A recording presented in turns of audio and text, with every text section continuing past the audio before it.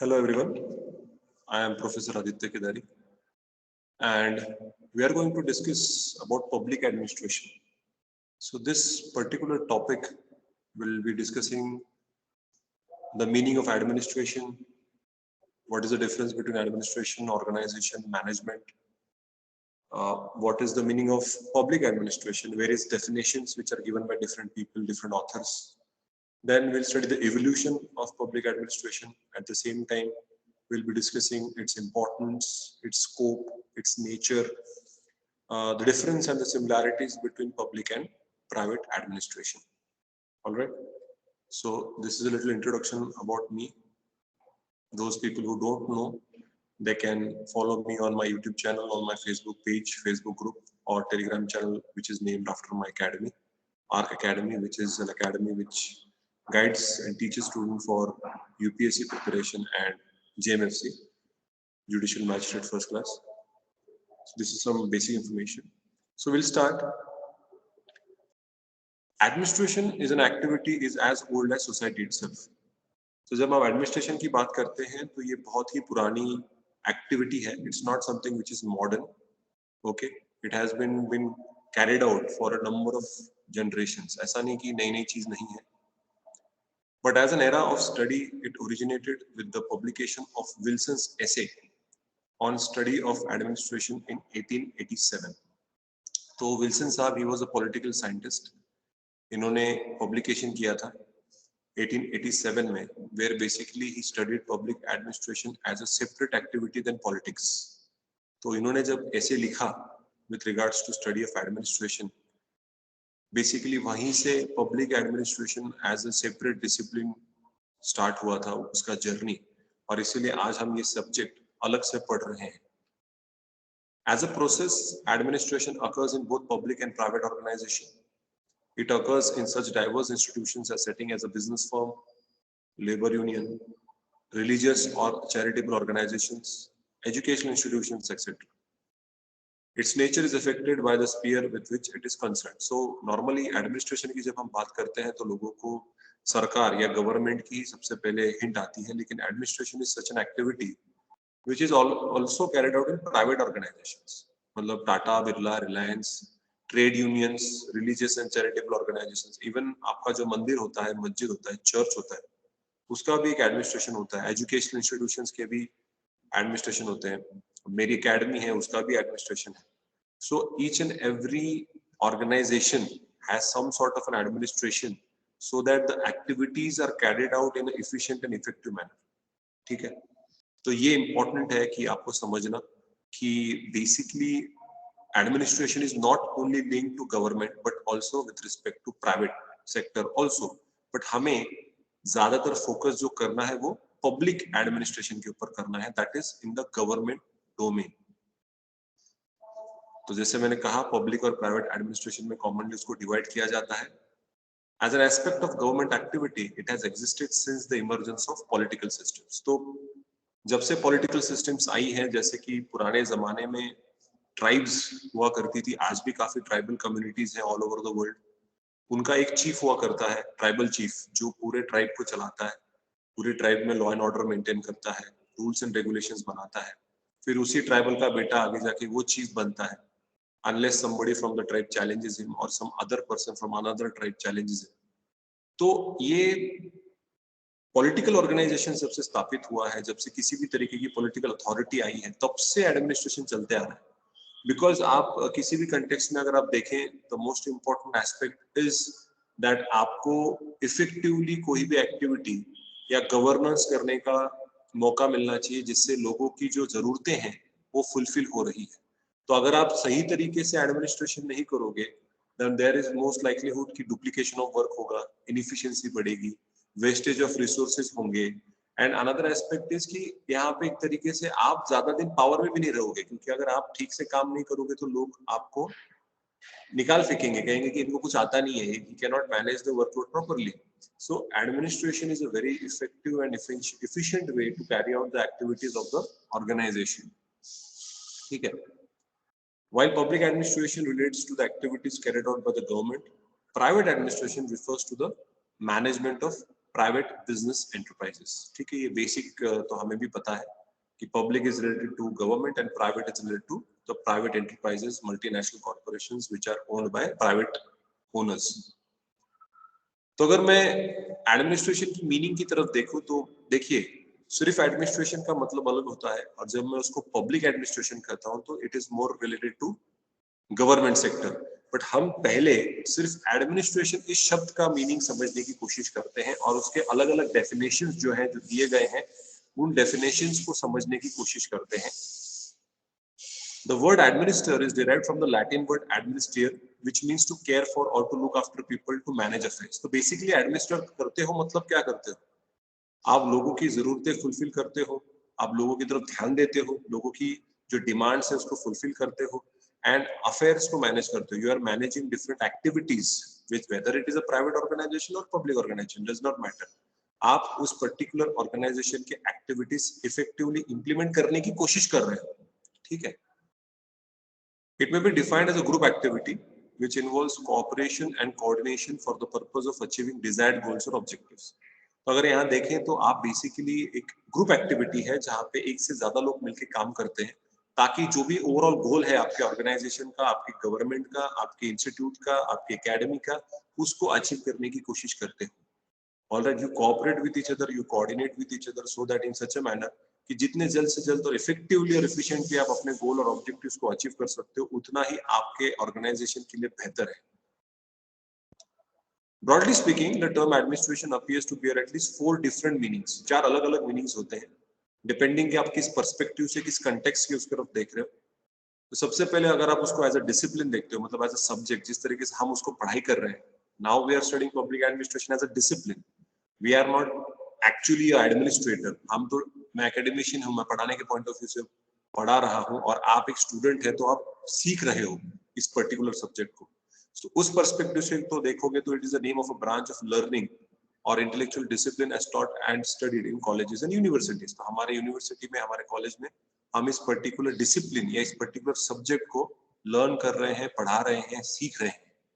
उसके बाद as a vocation, मतलब बेसिकली आप उसको एक वर्क, ट्रेड, प्रोफेशन या ऑक्यूपेशन की तरह देखते हो, especially one that involves knowledge and training in the branch of advanced learning. तो देखिए, जब आप वोकेशन की तरफ देखते हो, उसकी तरफ, whenever you look at as a trade or a profession, you try to improve its implementation. तो आप जब वोकेशन, जब आप एक एडमिनिस्ट्रेटर की तरफ इस सब्जेक्ट को देखते हो, तो you will try to implement some of the principles in your working lifestyle. ठीक है, तो उसको आप जब एक जॉब की तरह देखते हो, एक काम की तरह देखते हो, तो अलग पर्सपेक्टिव से इसकी पढ़ाई करनी पड़ती है। As a process, the sum total of activities undertaken to implement public policy or policies to produce some services or goods. तो यहाँ पे आप उसको एक प्रोसेस की तरह देख रहे हो कि क्या प्रोसेस है, लोगों के डिमांड्स को सुनना और उनको डिमांड्स को फुलफिल करना। सो लोगों को सर्विसेज चाहिए, गुड्स चाहिए, तो उस हिसाब से आप पॉलिसी बनाते हो, पॉलिसी को इम्प्लीमेंट करते हो ताकि लोगों की डिमांड्स फुलफिल्ड हो। फॉर एग्जांपल, इंडियन कंटेक्स्ट में हमें एम्प्लॉयमेंट जनरेशन करना है रूरल एरियाज में।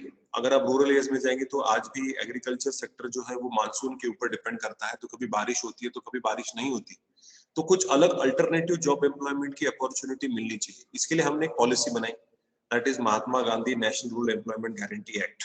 इस कायदे के अंतर्गत पूरे साल भर के 100 डेज कंपलसरी आपको जॉब मिलेगी, उसमें अंदर आपको अकॉर्डिंगली आपको वेजेस मिलेंगे।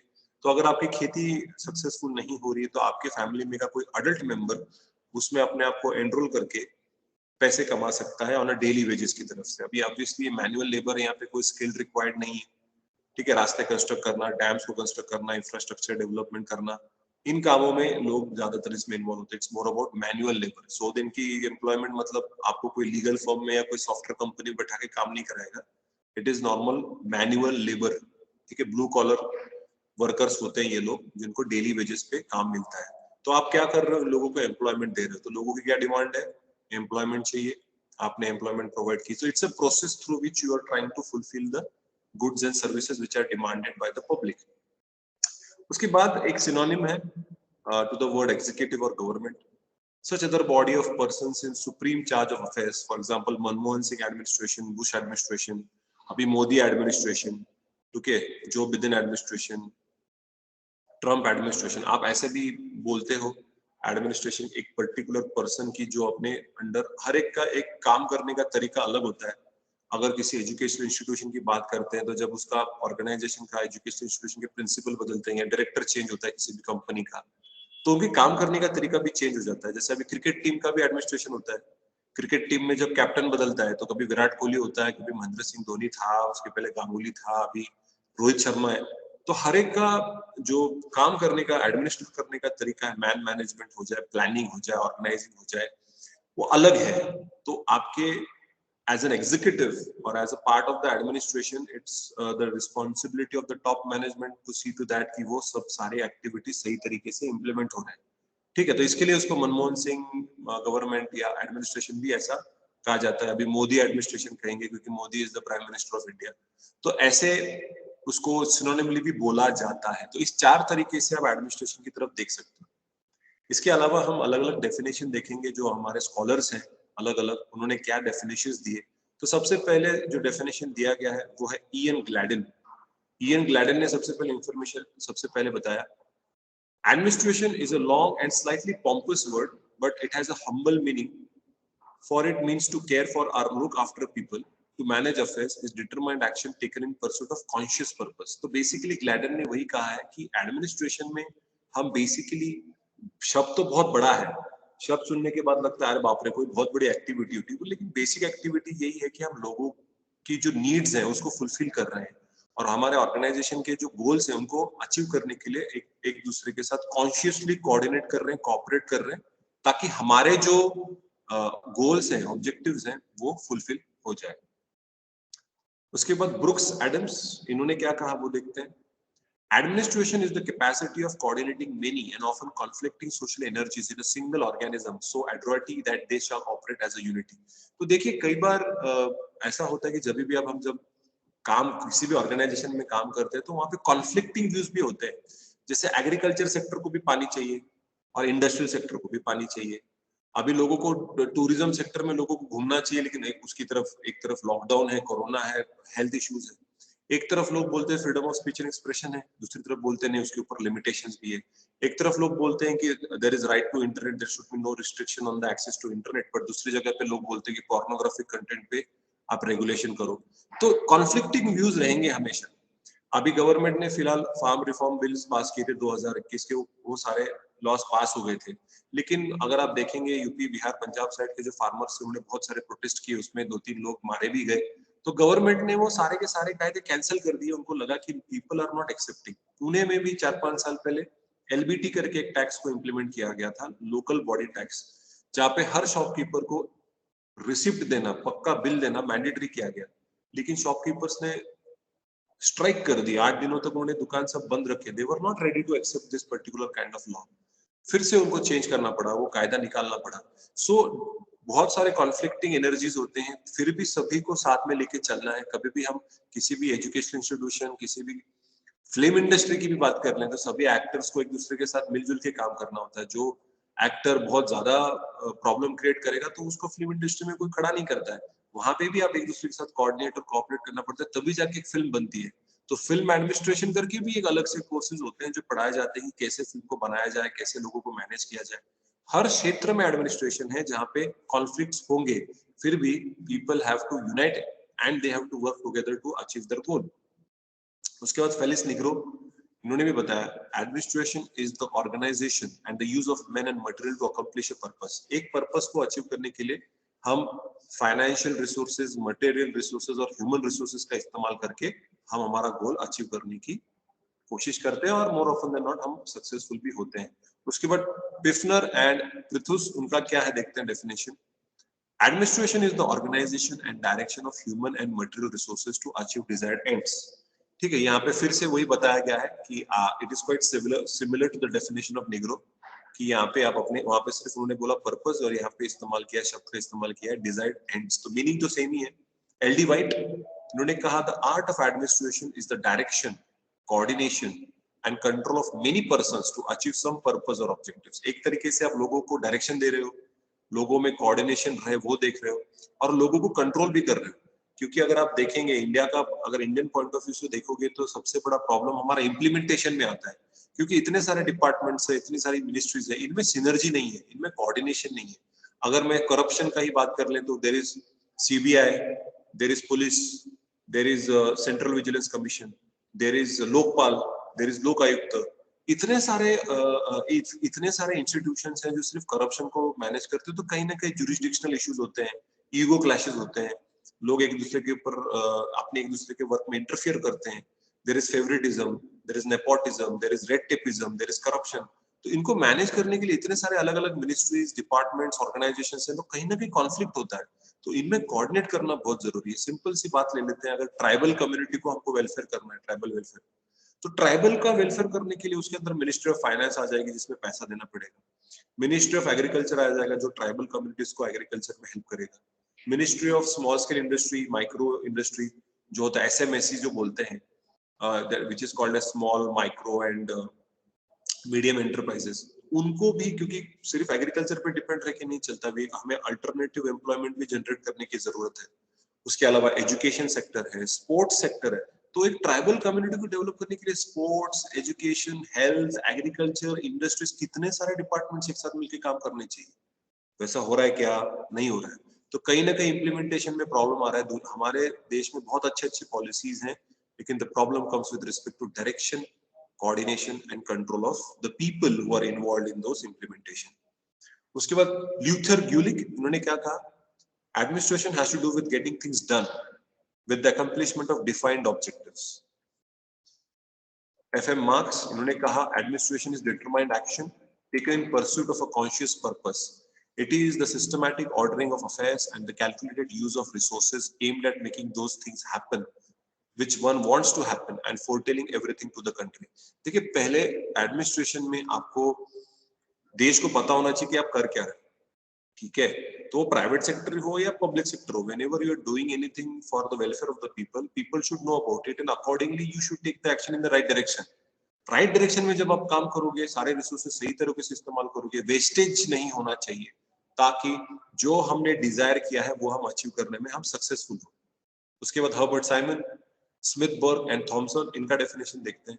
In its broadest sense, the administration can be defined as the activities of group cooperating to accomplish common goals.